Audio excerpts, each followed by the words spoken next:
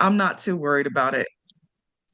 Yeah, I kind of think that it's really interesting because I was sort of researching people's reactions historically to new technology. And this isn't the first time that new tech has arrived where everybody initially hated it. And what would happen is, like, so for example, when the first machines came along, they were able to just do basic things, in the Industrial Revolution. There were people who would just like go destroy the machines. They were like, these machines, it's just a fad. They won't use machines for long. They got to go back to doing things the way they did them in 1825. And the reality is that I've seen anyway, based on history, is that the future's always coming, whether you want it to or not. It just seems to me that it will be kind of silly to think that you can hold time still or make time move backward. It almost seems like the better approach is to go ahead and just adjust. Does that sound defeatist, or do you think that that's a healthier approach? What are your thoughts on that? So I do think that that's the healthier approach. And I think that you were 1000% right. All of us absolutely have to adapt. You working with me over, multiple years, you kind of like know and understand my skill set. You also know and understand how much of my skill set AI can, implement and execute on now, right? And it's getting better and better every day. That does not scare me at all. The way that I'm looking at it was like, oh, great. AI can do more of my job. This is awesome. Because guess what's going to happen? I'm going to use AI to do my job, right? Mm, Because it's getting it done more intelligently, it's getting it done more faster, and ultimately what that means is that there's more profit for me. There are still people out there that don't want to sit down with AI by themselves. So this is why we have things like the AI Empire Society in place, because we absolutely want to encourage people to, encourage them to adapt. Um, Even right now, I am working with a client who, when I guess when they think about it, right, they work in the accounting field and they're actually only able to humanly take on like maybe one client at a time because of the amount of paperwork and the amount of hands-on work that's actually involved. Now we're discussing how to use AI and automation to get that work done a whole lot faster and a whole lot affordable so that they can scale themselves and still be able to take on more clients. So it's a win-win. So we're talking about you picking up the right skill set and having the opportunity to 5, 10x what your normal salary might have been, if you adapt AI and use it in the proper way. yeah, and I want to mention this too. By the way, Micah is the co-founder of the AI Empire Society, which they do events all the time. If you want to go follow Micah and be a part of what they're doing, you can go to AIEmpiresociety.com. That's AIEmpiresociety.com. Somebody put that in the chat if you could. I know some of you are already members. The Black Business School is the co-sponsor of that. And also, by the way, Chanel is here. Chanel Still is here to talk to you about, for any of those of you that are interested in joining us at the start of the year when we do a new cohort for our stock options program, COIN, which stands for Certified Options Investing Network. It's where we spend 6 weeks studying stock options from A to Z. And when you get done, you take a certification exam. And when you get done, you will be fully versed in all areas related to stock options. We adjusted coin. The cohorts used to be 12 weeks. We shrank it to 6 weeks, and we reduced the price significantly for it to make it affordable for anybody that wants to participate. And you can bring your whole family. So Chanel is going to put all the links in there in the chat for you, for those that are interested. And you can just click on that link and talk to her, ask her if you have any questions. She's right there in the comments. If I'm not, there she is. All right. So anyway, so Micah, let me give you some stats about AI influencers that will just it's about to rock your world. It's really gonna rock you. When like y'all gonna freak out when I tell you all these statistics about AI influencers and why you probably don't want to fight the flow. Like you probably don't want to like be that one person out of a billion who just says, "Oh, AI is a fad and it's gonna go away." Let me give you some stats. Number one, top AI influencers now There are many top AI influencers that make more than human influencers. There are a lot of virtual influencers that are already generating $1 to $5 million a year. There's no travel, there's no managers, there's no scandals. Ain't no AI influencers getting locked up for trafficking cocaine. Ain't no, there's no AI influencers out here stealing people's babies, mamas. No AI influencers out here, getting caught calling somebody the N word. Like none of that stuff. They did the AI, they live in AI world where everything works and everything's perfect. The other stat I wanted to share with everybody, just so you know where this thing is going, because you really want to know where the puck is going, so to speak. Brands actually trust. Did you know this, Micah? That brands actually trust AI influencers more than humans. So they did a study in 2024, and they found that 60% of brands, of marketers, they prefer AI influencers over humans because they don't miss deadlines, they don't get old, they don't create any PR crisis that you have to deal with, etc. And this makes me think about something, and I'm going to share this, and I'll throw the ball back at you. It reminds me, I was talking to John Boyd, who is the he's a great dad. He's been in here before. He's B1. He manages the group Infinity Song and his daughter Victory Boyd. How many of y'all, I hope a lot of y'all know about Victory Boyd, Infinity Song, and all. They're a great family. They performed at the convention. Now they're just selling out arenas all throughout the world. Like they are killing it right now. And I told him, I said, I made a joke because he was talking about artists, how artists can be up and down, and he's not really sure all the time what's going on with his artists. And I said, Louis B. Mayer. I read that book I told you all to read is An Empire of Their Own: How the Jews Invented Hollywood. In that book, where they talk, in extreme detail about how Hollywood was created in a very positive way. It wasn't negative or anti nothing. One thing that they said was Louis B. Mayer, who created MGM, he hated movie stars. They just drove him crazy because he said, you get people got attitudes. He said I'd find somebody that was like borderline homeless, who's struggling, who can't even get enough food to eat, and I would see talent in that person. And you bring him in and you're helping him out, you give him a little opportunity, and then they blow up and become famous. He says next thing you know, the person ain't taking my calls, they're not showing up to the movie set on time, they're going out getting high on drugs. And he said so he decided, actually, he said the only star at MGM is going to be the lion, because the lion is just going to roar before the movie. The lion that goes "Roar" before the movies. He said that's going to be the only movie star at MGM. We will not have any more movie stars because human beings can be tough to figure out. Now, Mike, I'm gonna pass the ball to you while I step out and grab my water. But what do you think about that? Did you want to kind of speak on that for a second? Yeah, sure thing. So I think that there's some truth into that. I think there's some truth about that. I think at the end of the day, you kind of have to look at what is best for the customer. And by the customer, I don't necessarily mean the person who is possibly purchasing the product from the influencer. The customer, as far as, who is paying for this shoot to get done, right? And there's a whole lot of variables that go into all of those things. We are talking about like making sure, like, okay, is the model the right weight? Is the studio in the right place? Is the lighting okay? Is the makeup artist okay? How many times do we have to shoot this in order to get it right? Are all the camera angles correct? Right? And all of these details, that takes a whole lot of tediousness or whatnot. Sometimes it can even take, hours or even days on end. And I guess you could say, like, I am not surprised by business owners themselves deciding, like, you know what, I think I'm going to trust the AI influencer more than I trust the human influencer. So yeah, it's not too much of a surprise to me. Mm, I get it. And it's not to say that the AI influencer is better than the human influencer, right? I think that there's room for both.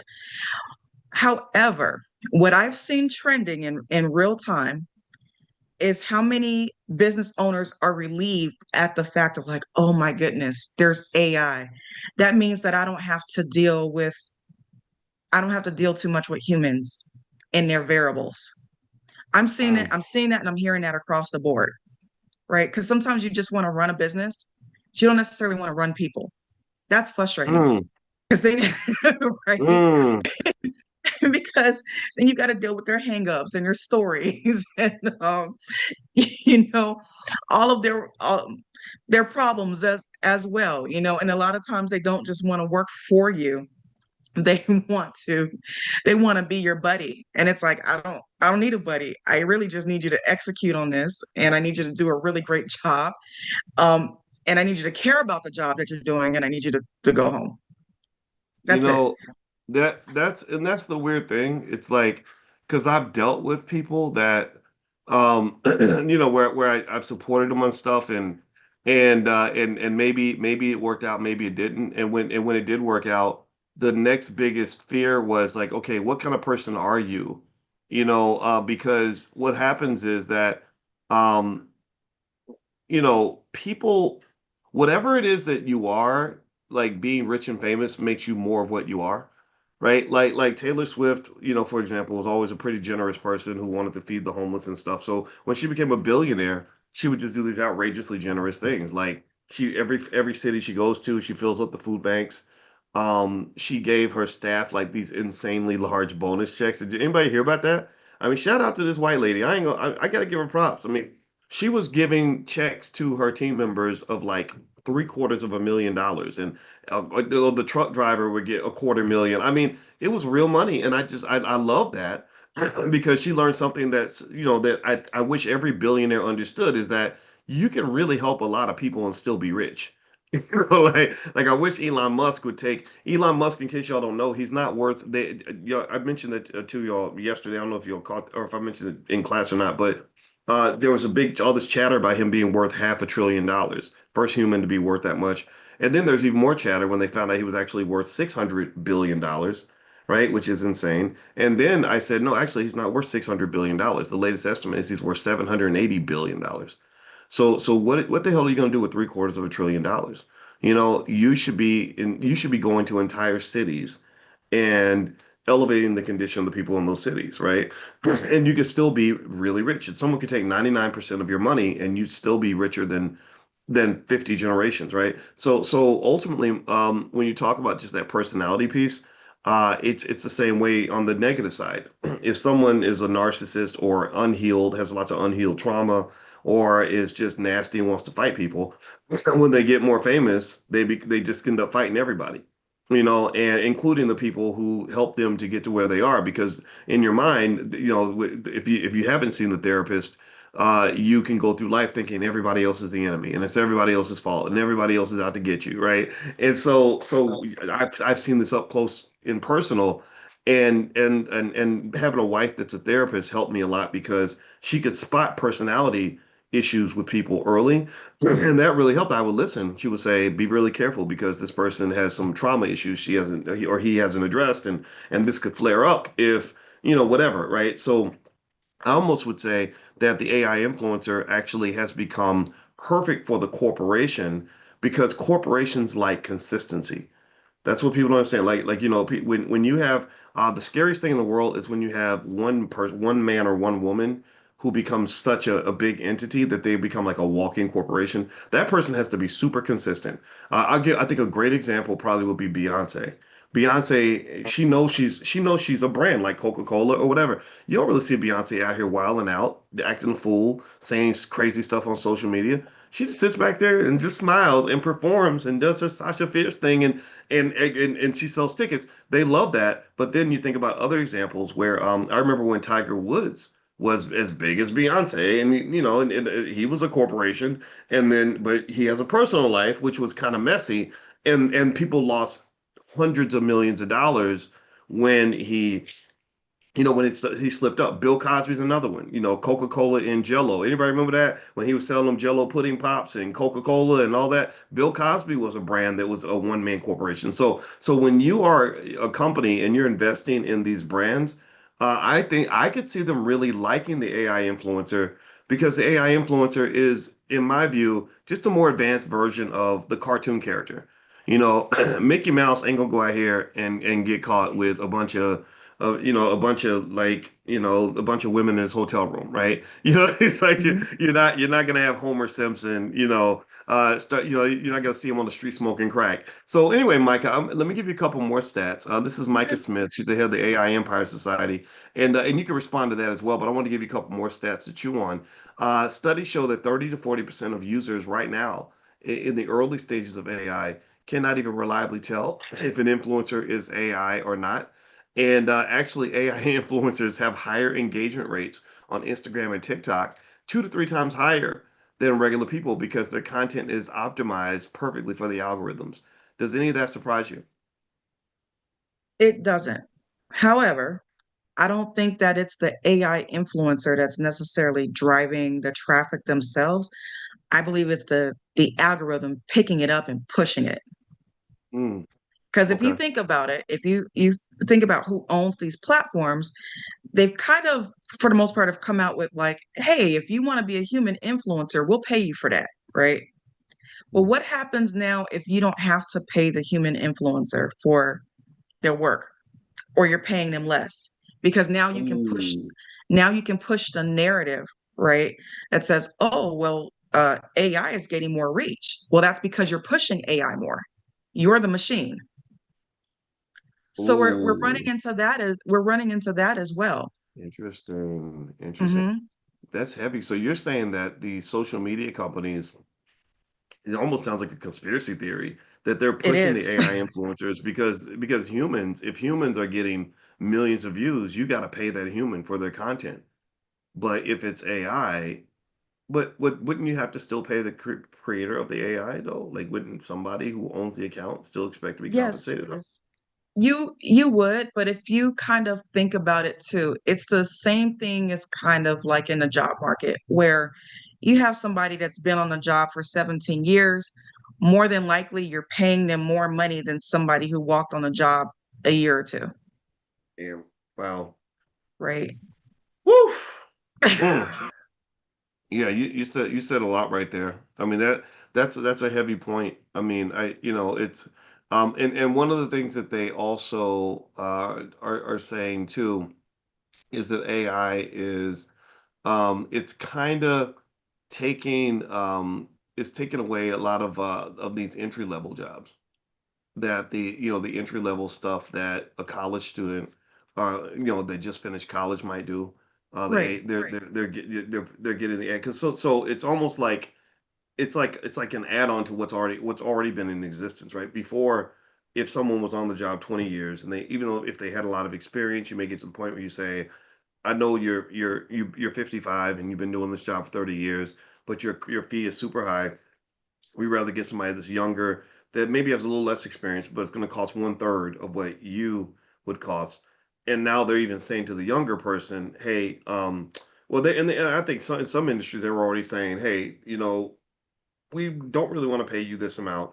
We'd rather pay the illegal immigrant half of what you're making, right? That's why, in case anybody wants to know why the borders were wide open for so long, it's because the corporations wanted that. There were companies that needed that $5, $6, $8 an hour labor, right? And this is welcome to capitalism, right? And then you've got the AI. It's like I'll work for 2 cents an hour, right? And which is even more. And really, there's another layer I forgot to mention, which is if you have a job that can be outsourced to another country for a long time, China rose up because they were like, "Oh, we'll just pay our person 50 cents an hour." I remember we would post jobs on Fiverr, not Fiverr, I forgot the other one, Upwork, and I remember that the Americans would say, "I'd like $20 an hour or whatever," right? 25, and some person from the Philippines would say, "I'll work for $1 an hour." Or $1.50 an hour, and speak perfect English, work extremely hard, and it's so then you got AI kind of at the very bottom, which almost makes AI almost like new immigrants. Like they're the immigrants who don't get tired, who know how to do everything, who've read every book in all of human history, who are asking for pennies on the dollar.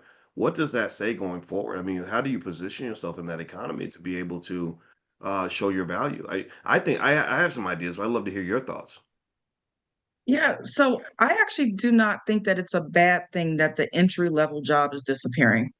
And the reason why is because the truth of the matter is a lot of it is super mundane work anyway, right? And like a lot of people, they don't necessarily start businesses just to create jobs. They start businesses in order to prosper, in order to build wealth. So it's like you have to look at that. And this is why I'm encouraging everyone to adapt if they can. I'll give you an example. The other day we just did the AI music video challenge. No, not the AI music video challenge. We did the AI app challenge, right? We did the Yep. AI app challenge. We took two nights. We worked with the platform to vibe code, and we were actually able to vibe code something that was really advanced, which I thought was really cool. What we ended up doing was creating an app that created like static music video reels for you in 30 seconds. Here's the beautiful thing. Let's say, back in the day, if you wanted to have that done, you would have to hop on Fiverr, pay somebody like maybe 30 to $50 who knew how to do it, and you probably have to wait like maybe a day or two. Now we were able to kind of get it done in 5 minutes for 0.003 cents. Wow. We didn't even pay a Wow. penny. Wow. You didn't even pay We, a penny. we didn't even pay a penny. Holy cow. That's So, wild. so I this is why I like highly feel it's like, instead of being worrying about being replaced and what's not available, look at the opportunity. What do you know, even coming out of college, what do you know that you can use artificial intelligence to enhance? And I think sometimes too, sometimes what I run into is that some people might not want to adapt. They might not want to do anymore. They might feel like, I don't like tech annoys me. I don't want to bother with tech. I just want to kind of, stay with paperwork. I want to do what I'm used to. Right. It was a lot of people sometimes that they are against the idea of remote work. I don't want to work remotely on my computer. I want to be in an office full of people. And that's incredibly expensive for a business owner. Right. And so those are just the kind of my ideas, is to really just, like you said, realize like things do not stay the same over time. We can't freeze time. We have no control over that. And to really just be open-minded and not only look at your industry's opportunities so that you can figure out where you can jump in and prosper. Mm. Well, and everybody who just got here, I'm speaking with Micah Smith. Micah Smith is co-founder of the AI Empire Society. That's AIEmpiresociety.com. That's where you can find her, AIEmpiresociety.com. And we're talking about the rise of the AI influencer today on Money in the Morning. And this is and again, I apologize for being a few minutes late. I just drank some coffee. My wife made me coffee because she was worried about me. She said she came upstairs. She said you were in full snore when I walked in the room. So I actually like, but when she woke me up and I knew it was 9 o'clock, I ran downstairs. And also, by the way, Chanel is in the chat. Chanel is part of our team at the Black Business School. She can help you definitely in a couple of ways. So one, if you want to join our next cohort of Coin, the Certified Options Investing Network, if you're a beginner in stock options, you want to get good at it, which I just highly recommend for anybody who wants to understand more about how the market works. Options are an amazing, amazing way to make extra money, amazing way to invest, even if you have smaller amounts. Just she'll put the link in the comments if you want to join that. Also, in the All Black National Convention is going to be this year. It's going to be in Jersey City, right outside of Manhattan. So 5 minute train ride, very close. And it's going to be the weekend of October 16th. So I hope you can mark it on your calendar and join us. Humans have value when humans are in the room. So, in the age of AI, in my opinion, I think that while you're learning about AI, you're investing in AI. I know a lot of you are. I encourage you, don't think that AI is going to replace humans. When we get in that room, you'll know if you're hugging a human or a robot. Right? So this is where the humans get together and we plan for our families. So Chanel has the link, I know, to the convention, which is allblacknationalconvention.com if you want to get passes. And then also, if you wanted to advertise your business, or want to be a sponsor and get some distribution slash what's the word, visibility for your company, then let Chanel know. Chanel can help you out with that. She's right there in the comments, so feel free to talk to her right now. All right, so let me ask you this, Michael. Let me give you a couple more stats on AI. Okay. And in case everybody wants to know, I love investing in AI. I mentioned, I think last night we were talking, and I mentioned one AI company I'm going to buy today, Micron. I'm going to buy some shares of Micron. So somebody type Micron in the chat. The ticker symbol is MU. So feel free to take a look. I'm going to buy some shares of that. All right, so here is a couple more facts I want to throw at you, and just to get your thoughts on this. Some AI influencers, a lot of them have millions of followers. There's one called Lee Miguela who has over between 2 and 4 million followers. So they're becoming these A-list celebrities. AI influencers, they never sleep. They post nonstop, so they can do hundreds of posts per day across many platforms.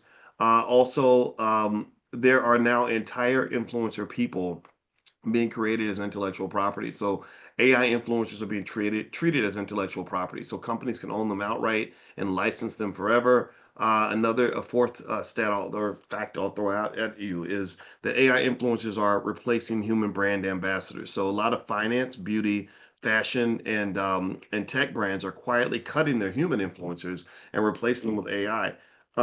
Does that bother you, or how do we adjust for that? I mean, that just sounds like it's a like a train that's just moving down the tracks and we can't stop it. How do I not feel bad about what I'm reading there, especially if I'm trying to be I mean, I don't think an influencer. I'm a finance professor, but whatever. I mean, it's I don't know. It's kind of a strange world we're moving into.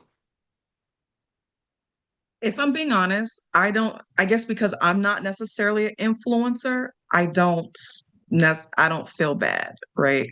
I mean, yeah, I don't. I really don't. My thing is like, okay, it kind of sounds like that's a personal problem a little bit, right? And so you need to figure that out because there's so many people that are not influencers. Like it's rare to succeed in that market. You know what I'm saying? So I don't feel bad. Again, look at the opportunity. And this is why I've gone through and taught people how to build influencers. Because like you mentioned, if there's room for Mickey Mouse, if there's room for Pooh Bear, if there's room for Sailor Moon, okay, there's room for you to create a fictional character with a narrative that connects to others and be able to prosper and profit from it. Do it. So what you're telling me absolutely does not surprise. And I actually surprised me. Like I love the data. The data says all the data is telling me is that this works. One over 1 million followers, like that tells me like, okay, people are connecting with the image. They're connecting with the voice. They're connecting with the narrative. They're connecting with the photo shoots and the styles. Learn how to do it and make your own. Learn how to create something unique. Like just Mm. honestly, like do it because you can do it a whole lot more affordably than you could if you were trying to run a modeling agency or influencer agency. Do you know influencers will take out loans, really, really expensive loans, just to be able to shoot inside of houses that they don't own. They go into debt doing this stuff. Okay, they'll take out super expensive loans just to drive cars and be seen with cars that they do not own and hope this is not a good business model, period, right? And hope that they'll be able to make the money back. Okay, that means that Wow. somebody has to pay them for the time or pay them for the shot, and it may or may not happen, or they have to have their own product, right? And that can be a crapshoot sometimes. Mm. So again, sounds like a personal problem. It gives a perfect opportunity for just the average everyday person to create something that is commercially popular and acceptable, right? And it drive traffic to their own stuff and even other people's stuff as well. So if I wanted to learn how to create an AI influencer, does AI Empire Society have stuff available for people that want to, learn from you? I know you've done this. You created Mhm. the AI music video, which was really awesome. I mean, it was something that if someone showed it to me, I wouldn't know that it was AI that was created by you, right? Do you show people how to do things like that? Yeah, absolutely. We did a influencer class just a few weeks ago. I actually think like around like mid-October, and it was recorded. It is in there, and like I keep mentioning, like we're continuing to expand on it because there's so many different ways that you can create an influencer because the technology keeps changing, right? And so I'm actually looking forward to moving more into that in January and kind of being like, hey, this is the next step in this process. I just sat on a class the other day, actually yesterday, with a colleague of mine. Both of us teach AI, and there's a lot of like women out there making I guess you could say making a killing, pushing out their own AI influencer, and they are getting deals from Walmart. They're um, getting deals through TikTok. They're getting deals through Amazon. Being able to take other people's products and show their AI influencer using it and driving back affiliate traffic to that. So, Mm, and I believe like as long as you are being safe with on the platform by mentioning this is AI generated content again, so that there's transparency and the viewer knows, it works. The brands love it. The brands absolutely love it. They're like, wait a minute, you're able to take my product and create a whole set around it that I didn't have to pay for up front, right? mm. All I have to do is pay you a percentage of the sales. They're with it. Interesting. Okay, okay. Well, it seems to me like it's it doesn't. The reason I strongly believe it won't replace humans is because, um, most of the time, new technology doesn't completely replace the old. It just gives a new alternative or maybe democratizes it. Like airplanes didn't replace trains. They just gave us another way to travel. Trains are still here. Before trains were the only game in town, and then you had the option of taking a flight. TVs didn't replace radio, but I'm sure there were people who thought that they would. They were like, well, why would you just listen to something when you could watch and listen at the same time? Well, because you might be driving, right? But even when television came along, not everybody was driving, right? So maybe they couldn't visualize a world where everybody was driving to work and stuff like that, right? So I think it's really a matter of saying you're gonna get in where you fit in. It's not the end of the world. And I hope everybody at the very least that's listening kind of understands how to process this without going into like some doom and gloom mindset about it, and then also without sort of doing things that are not very productive, like I hate AI and I don't do I'm not gonna I refuse to even use it or touch it. I just ain't gonna mess with it. I think that's gonna jeopardize your opportunities going forward. Because one thing I did see, Micah, was they were when I watch a lot of AI analysis of like where things are going and what the experts are saying, and one thing they were talking about was the explosion in productivity that's happening already in the workforce, and how this is why I'm a big owner of Google stock, stuff like that, is that they're basically finding that companies are using AI to create like these super workers, like this person who had a productivity level here in 2020 has a productivity level that's here now because they've got all these tools, and so the ability to kind of use the tools and get it done is good, because I think humans are always going to want humans to some extent. Like I just don't think, definitely when it comes to physical interactions with other people that you work with, you just don't want to interact with robots all the time. But digitally, the AI has a personality and it can feel like you're talking to a person. But again, like I know I'm talking to you, and you're a person, and that would be different if it was like, okay, here's Micah the robot, and she's gonna tell us all about it, and like that just would seem kind of weird. So what do you see for 2026 going forward? Like, have you seen anything that's sort of like an emerging trend that people should be aware of or be thinking about right now as we go into the new year? Yes, and this is why we did the challenge the other night on creating your own on creating your own AI app. The majority of my colleagues that are like succeeding in this space right now, and they are influencers and content creators as well. Their whole thing has been like vibe coding, and they've noticed a new stream of income by creating a very simple project or platform that resolves one problem and being able to push it and pitch it to their audience. So then now what I've noticed is not only are they able to create monthly reoccurring revenue from that, because they also had the audience in place and the product was resolving a problem, they're actually now able to take that project and be able to sell it for way more money, cash out, which is really cool, and be able to use the cash on another business venture that they might want to go work on. So we're Mm, we're talking about thinking strategically to speed things up for yourself. You Hmm. know, that's all there is to it. And I do not see that trend going anywhere. Several months ago, when we were thinking about vibe coding, there were so many complaints about it. It was like, oh my goodness, I sat up here and vibe coded, and then my app broke. Right? My app broke, and now I don't know what to do. And it sucks. Now we're actually moving beyond that. The AI has learned, the agents that it's using to build actually knows how to go in and troubleshoot. It knows how to go in and test for issues, right? It knows how to go in and read kind of like what your ideas or inputs are and fix the whole thing in record time for minimal cost. That app that we built the other day, and I'm very picky about things that get released and things that get built. It was phenomenal for having probably only spent $20 to get it done.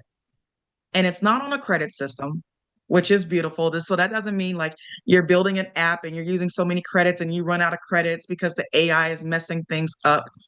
No, we were able to do everything from beginning to end and probably didn't spend more than 2 hours on it. And we're talking app, front end system, back end system where your customer is able to where they are able to log in and track their credits and track usage. Okay, we're talking about the AI being able to connect to Stripe's API. The last time I built an app with a human team, that process in itself was probably like a week. And when I looked at it, there was no way I would have known what I was doing. And it absolutely did take a professional developer to figure out, Stripe's API to be able to connect it to an app. When I saw the agent go in there, the agent went to Stripe's website itself. The agent itself looked through the documentation to figure out how to get the job done in seconds. When it figured out how to get the job done, it was like, okay, we're going to go back in here. We're going to plug all of this in. And it worked. I couldn't believe it. I couldn't believe it because human people who I would want to do something like that are probably charging, more than likely charging $100 or more per hour to get that done. And it may take them 10 or 20 hours or more. Yeah. Yeah. Why are we Yeah. I walking away mean, from opportunities? what's wild and crazy is I had a terrible idea that was terribly good, but terribly ahead of its time, at least terribly above my competence level because it was a miserable failure. And so it was probably about 2018, 2019. And I would have people say things like, Dr. Boyce, you should create like a black Facebook, right? You get these messages and people are like, they don't know how much it costs or whatever. They're like, yeah, you should do this. Yeah, okay. All right, cool. Let's go get it done. So I sat down with my team. This is 2018, the ancient history in the internet years. And I said, okay, let's get this done. Let's create a black social media platform that's ours, that runs just like Facebook. And we had these developers we paid, and they were really expensive. We paid them every week, and it was lots of money because I was personally making sure we had the money, which was really stressful. And after a few weeks, like maybe 2 or 3 months, they finally get this prototype together. And we've spent tens of thousands of dollars on this. They send it to the team. Or they send it to me. I give it to the team. I say, let's test it out. It was shit. It didn't do what I it's supposed to do. remember. Glitches and bugs everywhere. So we're like, okay, here are the bugs. Here are the issues. We give them a long list of problems. Send it back over. They're like, they work on it for another 2 weeks. Costing me thousands of dollars, by the way. And then they're like, okay, it's ready now. We're like, try it again. Bug, bug, bug, bug, bug. It's like having roaches all throughout your kitchen. Like there was bugs everywhere. And I remember we went through this process week after week. We'd have weekly meetings for this one app, and it took a year. And I'll never forget. I think it cost us about $100,000. No, no joke, no joke. And eventually, we had to abandon the project. I said, I'm not going to keep pouring money into this thing that is not working. And so here we are now, 7 years later. That same project, I have no doubt in my mind, could be done in less than a day by one person using vibe coding or whatever, right? Mhm. And done very well, right? And so, ladies and gentlemen, if you don't believe that we are living in the future, then you better go ask somebody. Like this is the technology is amazing. In fact, I'm almost to the point. I have an idea, Micah. You want to hear it? Sure, let's go. I think that with your people in the AI Empire Society, we should have like at the convention, at the All Black National Convention, like an AI brain trust.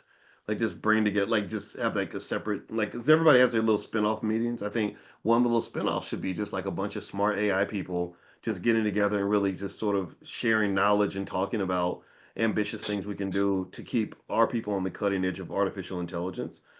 Because there's so much out there to prepare for, but there's also so much opportunity, if you can be a little bit ahead of the curve.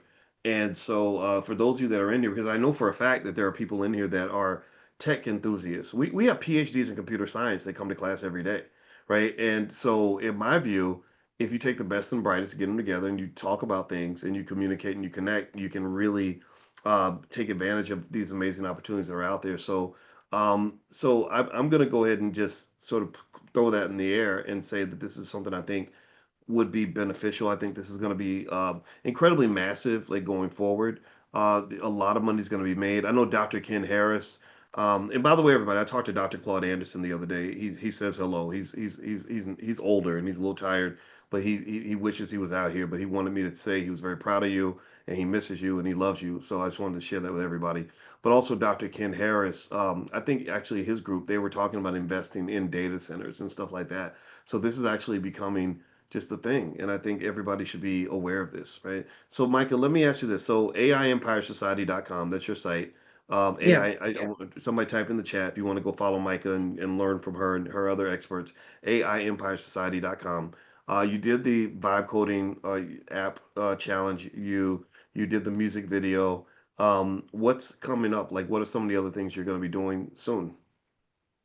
So for in the coming year, right, one of the things that I mentioned was that the vibe coding wasn't something that I wanted to step on and then just kind of like walk away from it, right? So come January, what we are actually doing is we're holding a contest that gives you an opportunity where we're taking like the top 3 people who have completed their apps, actually taken the time and done it. What we're going to be doing is we're going to be looking at your app and we're actually going to give you an opportunity to be able to get in front of the audience. So we have the All Black National Digital coming up, I believe, at the end of January.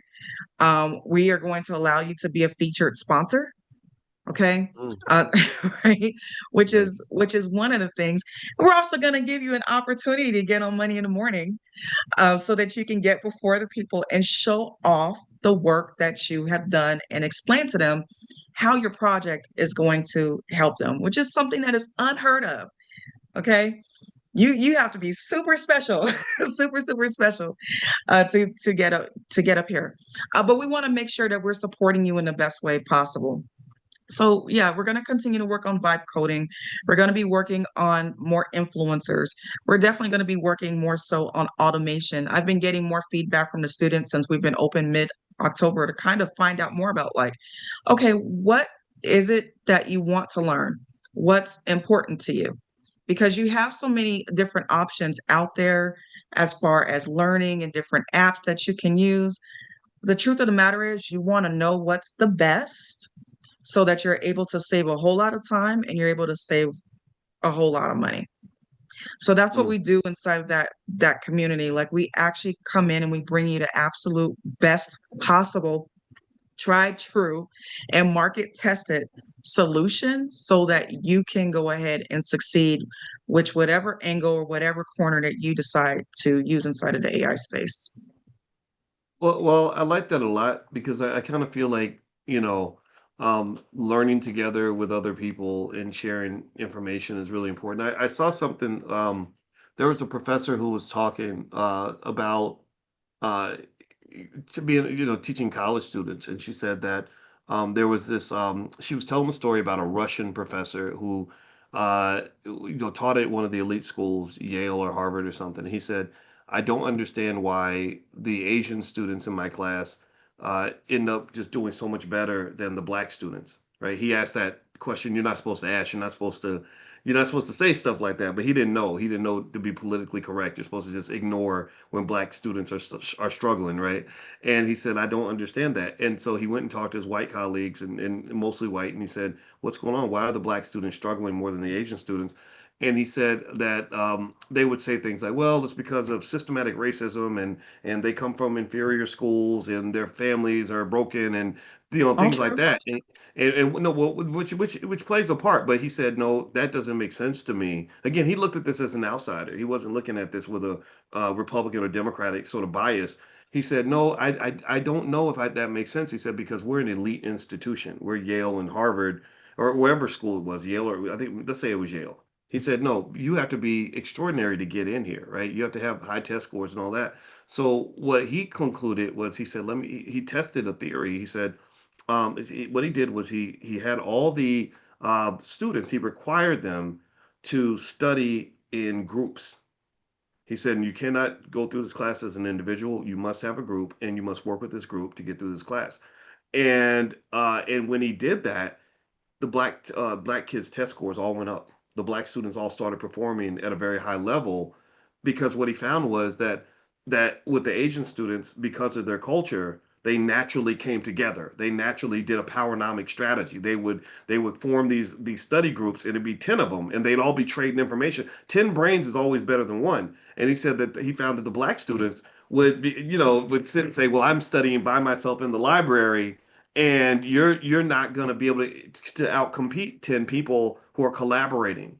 Collaborative energy, community, right? Community is the key, right? And so with AI, with investing, with everything, I'm a big fan of community connection and collaboration, because there is safety in numbers, and this is a proven thing.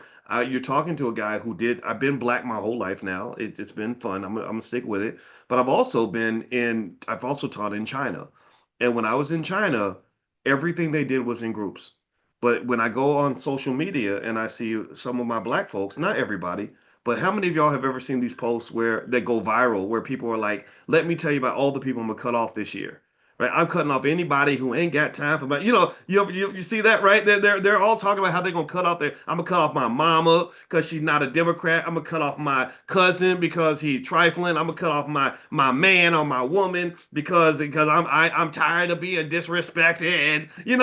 Right? You just get all that, right? And then next thing you know, you don't. To me, my visualization is just like cutting off. It's like your right arm getting mad at your left arm, so you chop off your left arm, and then you hate one day you hate your right knee, so you cut off your right leg, right? And next thing you know, you walk around here as a nub trying to win a 100-yard dash, with you a nub, you ain't got no legs, and you up here trying to run. Well, if you keep cutting everything off and you don't actually face the real issue, which could be connected to you play some part in your outcomes, your trauma, everything. If you're not healing and fixing that and learning how to collaborate and work through things with people, you're gonna be out here by yourself, and you're gonna lose. So I kind of think going forward, as we sort of look at AI and everything else, I encourage everybody to learn how to get teammates. Did I sound crazy when I just said that? What do you think, Micah?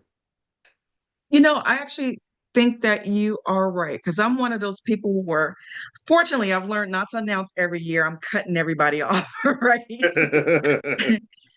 However, I have been guilty, me being an introverted person, I have been guilty of sometimes being a lone ranger. But you know what? The other day, I was listening to this young lady talk about things that privileged people do. And she said that one of the things that they do is they keep their circles. They keep their circles, and they stay with their people 10, 20, 30 years because that friendship is equity in your life. So instead of sitting up there and kicking people to the curb all of the time and having to start over and over and over and over and over again, they actually do recognize like your net worth is in your network. You can't be one of those people that just like runs around and it's dismissing people all the time just because there are things that you do not always like, or you're always in that mindset of, I got to protect my energy. I got to protect my energy. I got to protect my peace, my peace. Maybe you need to be a little bit more vocal about what your boundaries are and see where that discussion goes. But if you really want to be successful, what she said was that you absolutely do have to stay connected to people, maybe not closely, but you shouldn't be writing people off all of the time, because the next thing you know, you'll be, in your older age with a friend that you've only known for 1 year, and that's your only friend. Mm. You have there's no equity anywhere inside of the relationship. So we all kind of like have to do better. I agree. Well, I mean, I think this is important to remember in the age of AI. And a lot of you have heard me say that the biggest investments you make is not stocks, bonds, or real estate. The biggest investments you make are in people. And so the question to always ask is, what people are you investing in, right? And it doesn't mean that they got to come live with you or you got to talk to them every single day. Some people got to be demoted a little bit. Sometimes I may build an extra long bridge to connect with you because I need to keep my distance, but I'm not going to burn that bridge, right? Because one day I may need to walk across it. And I think that's the thing a lot of us learn over time is, people who burn bridges just end up being surrounded. They end up being an island because there's no bridge to anything, and it's very hard to succeed as an island. And especially when you're talking about going forward into the age of AI, right? So there's something to learn there. And so, by the way, I want to mention in the comments, Chanel is sharing the link. If you want to join our next stock options cohort in Coin, I'm going to put the link in there again. I think I think she's been sharing it, but here it is. Oh, there it is, right? So if you want to join our Coin cohort, at a discount. I think it's January 8th. Is that the start date, Chanel? If the date is January 8th, if you could put that confirm that. Okay, she put yes. Yeah, January 8th is when we start. So it's 6 weeks. We meet once a week. We're gonna go deep dive into options and get really good at that stuff. So if you're a beginner and you're curious about all the talk about stock options, you can feel free to grab that link that Chanel's putting in the comments. And also Micah, her site, her platform is AIEmpireSociety.com. So feel free to go to Hmm. AIEmpireSociety.com if you want to get better at AI. Now, one thing I got to do, Micah, is I do this I try to do this every class. Sometimes I forget stuff, but I want to read a B1 story. I like to read stories about people that are changing their lives, elevating their situations in a positive way, going to the next level economically as a result of what we're doing every single morning. In case you don't know, we meet every morning. We talk about Black economics. And Maury Wilson is the subject of today. Maury, Mauryre, Mauryre. Somebody type Maury's name in the comments so we can give her a shout out. So Maury says, I never knew much about the stock market until I found Dr. Boyce's YouTube channel 2 years ago. Everything he spoke about on how important and easy it is to invest in stock made extreme sense to act. I opened my first brokerage account. I'd see that's act. You gotta take action. I love hearing about that. I opened my first brokerage account with Fidelity 2 years ago. Fidelity is actually where one account we use for our family trust. By the way, it's a great company. She says I invest consistently every month. Consistency is the key. Your life is a product of what you do every day, or every month, or every week. Currently, my portfolio is steadily growing. Good. I have introduced this awesome new lifestyle to two close friends. Good. Groups, connection, right? Bring your relatives along. Feed them with the knowledge, the information, the exposure, the community, things like that. They've been excited about this as I have been. So they're excited. It can be fun. Making money is fun. Do we agree? Can we agree that being financially secure is more fun than being broke all the time? She says, I love it. And I'm so thankful to you, Dr. Boyce. It's been a game changer in my life and all who had listened and followed greatness. Well, thank you for the comments, Maury. And I want to say I appreciate you sharing your B1 story. And so I just wanted you all to hear that because, there are real people in here making real changes and their lives are improving. And this is what I want. I don't just want us to learn things. You got to know the difference between what you learn and what you do, and also the impact of culture on your economic outcomes. I talk about this a lot. I wrote about that in my book, The 10 Commandments of Black Economic Power, Micah. When I was in China, I never forget when me and Alicia went to China in 2019, and we went to different parts of China. We saw thousands of entrepreneurs who were the best salespeople I've ever seen in my life. Super, super assertive, and making money hand over fist. And I said, look at all these hundreds of entrepreneurs lined up here. I said, I bet you almost none of them went to business school, right? Almost none of them. I bet none of them, went to universities and went $100,000 in debt, so they can learn how to go get a job working for white people. Like they didn't do that. No, they learned it culturally. They had their mother or their father saying, "This how you sell product. This how you greet customer. This how you serve, right? That type of thing." Go ahead, Micah, please. Well, they do community groups as well. They actually they do community groups, and they sit down and they show them how to sell to us.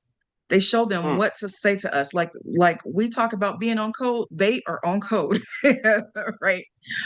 They are on code when it comes to adopting new technology to get their sales done. They share that information amongst each other so that everybody's doing the same thing. So if you think about, for example, all of the hair manufacturers out there, the hair manufacturers are not sitting out there necessarily competing with each other. They're like, hey, there's enough money in this game for all of us. We're all going to be on code. We're all going to do the same things. We're all going to say the same things. We're all going to sell the same way. This is what we know works. This is what the data says. So everybody across the board needs to do this. And I think it was like, I can't remember what year it was, but it came out that China, it was like China had more millionaires, had or new mil had more new millionaires than anybody as a result of their practices, right? And them like coming together as a community and a group and launching, these new factories and just kind of like staying on point. So it's definitely something we need to pay attention to. They're not necessarily just learning it from their family. It's the business next door. mm. Yeah, that's you know what that makes me think about. I yes, I probably shared this story at some point, but I gotta tell it again. I went to China with when I went to China with Alicia in 2019, actually it was the same trip.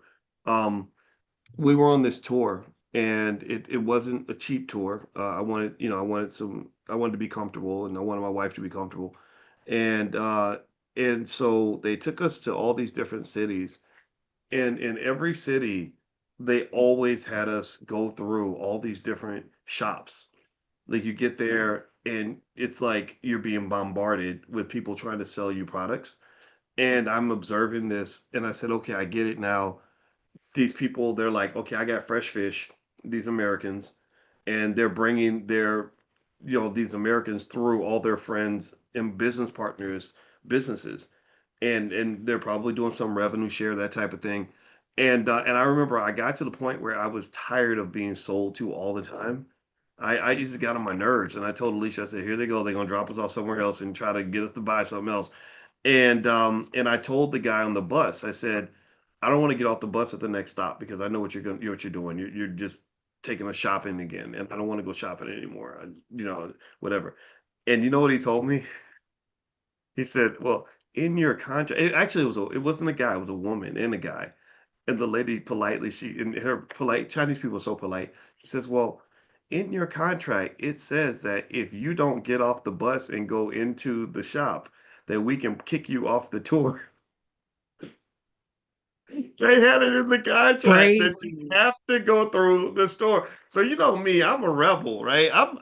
So now I'm really mad, right? But I feel like you're trying to run game on me. I get like this, right? So I walked in and I said, okay, I'm gonna go in, but I'm not gonna look at no products. I'm not because they were so good. They would see when they would see my eyes. If I just did like this and looked at something, they were like in the NFL, the best defensive backs follow the eyes of the quarterback. They see where the quarterback's about to throw so they can get an interception. As they do. They should have been defensive backs in the NFL because I would just be walking head straight and I would look and it's something like this. And they would instantly be like, "Oh, you like this? Here, let me put it on your wrist." No, stop it. But they were so all these things you learn, there wasn't stuff you learn in business school. Imagine if every HBCU in America said, we're going to train young black kids to be the best entrepreneurs on the planet, the most assertive salespeople on the planet, the most capable business owners on the planet. If we did that, if we just made that one commitment as a community, instead of saying we're going to be the best servants of white people ever known to man, we're going to run their businesses so well, we're going to make them really impressed with us, right? Get out of that mindset and go into a mindset that says we about to go out here and own some stuff, create some stuff. We're going to learn the best practices in every area, whether it's technology or business ownership or how to sell a product. Black wealth would literally go up by $10 trillion within one generation. The power is not in the job. The power is not in the income even. The power is in the ownership. When you own things and you can sell things, then you will have things.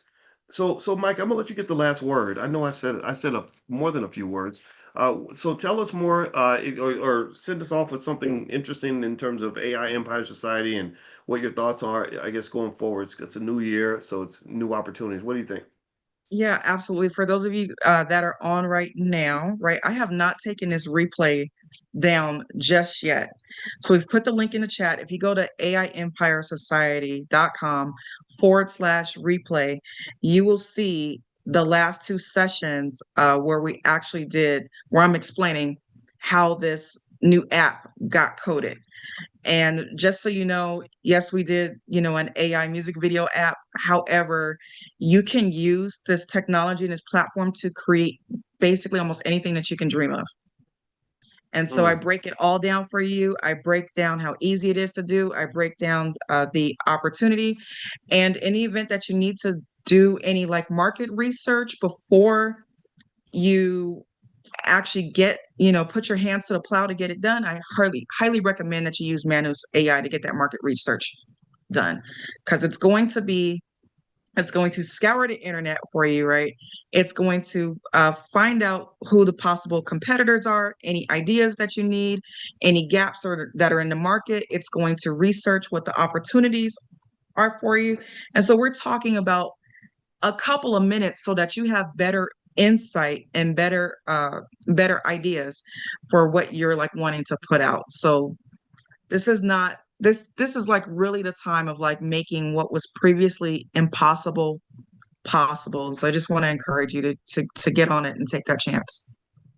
all right. So that's AIEmpireSociety.com. And also Chanel, who is also in the chat, she is sharing the way you can join the options class. It starts on January 8th. So Chanel, you can feel free to put that link in there again if you'd like to join us January 8th. And there was one more thing I wanted to mention. Oh, by the way, for those of you that do Powernomics training with us on Wednesdays, I picked the next book. As you know, we for the last probably 7 years we've been reading Dr. Claude Anderson books. We actually got through Powernomics. We read Black Labor, White Wealth, which is the best reparations book written that I've ever seen. We also read through the Black History Reader and Dirty Little Secrets 1 and 2. And so the next book we're going to read is Message to the People by Marcus Garvey. And we're going to start that this Wednesday. So yeah, so Message to the People. I like Garvey because I like the fact that he's the person that always told black people to be proud of who we are, right? You know, like if you're not proud of who you are, if you're not feeling good about yourself, if you don't believe that you deserve to put on the crown, then you can never be the king, you can never be the queen. And Garvey didn't just build our self-esteem; he also spoke in a way that was results oriented. He also spoke in a way that that laid out an economic plan, and I think Garvey's a person we can learn from now. You know, no low self-esteem nonsense going on. We got to win. So let me just read a paragraph. I just because I just have it here, and I just think so. I'm grabbing a random paragraph on page 129 of his book, Message to the People, and it says, "When working as a representative in a community to get results for the association, you should divide that community into zones or districts. You may even reduce the districts to streets or blocks of streets and appoint some responsible and enthusiastic member in that zone, district, or street to be a kind of captain or lieutenant to keep the spirit of the people in the area regulated to the principles of the organization. The captain or lieutenant must be an active member of the division. Since he lives on the street, he would likely know all the people on the street and could help greatly in organizing them as members of the organization." So basically, he talks about organization. And this is what you think about it when you go work in a corporation.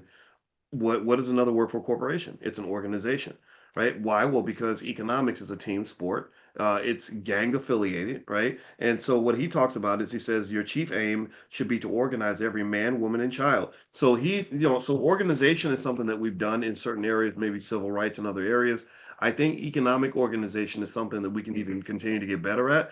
And again, as you train your kids on economics and how to be successful, train them, make sure they learn the principles of economic organization, delegation, managing relationships, knowing how to have a plan, implementing the plan, things like that. And that's how you succeed. That's how you win. All right. So anyway, I'm going to let you guys go for today. I want to say thank you very much to our special guest, Miss Micah Smith. Her website, one more time, AIEmpireSociety.com. That's AIEmpireSociety.com. Also, Chanel has the link to the options class. I'm gonna step out and I'll let her share it one more time if you have any questions for her. And I'll see you all tomorrow morning. And sorry that I was a couple minutes late, but I feel like we caught up and I had a great time today. All right, so God bless you guys. Have a good one, and thank you again, Micah. Good to see you, and thank you, Chanel, as well. Thank Talk to you you. guys later. Bye, everyone. Bye bye.